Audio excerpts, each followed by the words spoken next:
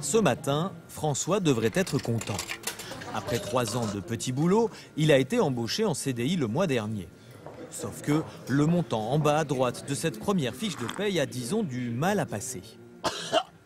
Monsieur le DRH lui explique que tout est normal et qu'avec la concurrence de la Chine, de l'Inde, le prix du pétrole et la crise, chacun doit faire un effort et c'est tout.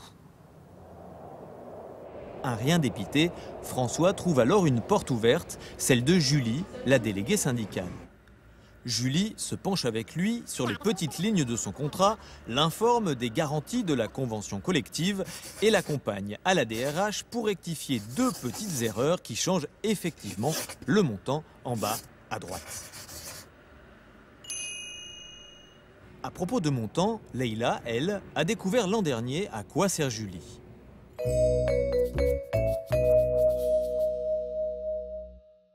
Elle l'a découvert quand elle a voulu, incroyable, négocier une augmentation. Elle s'est alors sentie bien seule. Heureusement, Julie lui a expliqué que quand un syndicat existe dans une entreprise, la négociation devient collective et obligatoire. Ce qui forcément change la donne.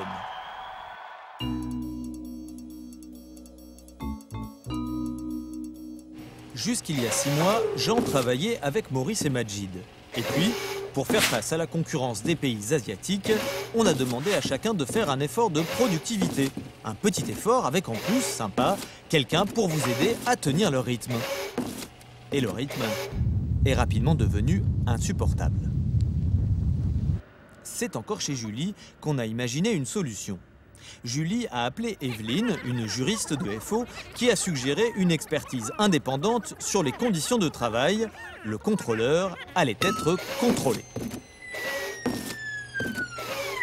À ce stade, Jean était à 2 doigts de se syndiquer, quand il se dit que ça risquait de lui attirer des ennuis. Sauf que, si aujourd'hui la sécurité sociale, la retraite ou l'assurance chômage existent, c'est parce que des syndicats se sont battus. D'ailleurs, dans les pays sans syndicat libre, les travailleurs sont exploités, ce qui permet à leurs patrons de vendre ici des produits si peu chers. Pour éviter un retour au 19e siècle, conclut Jean, il faut se battre.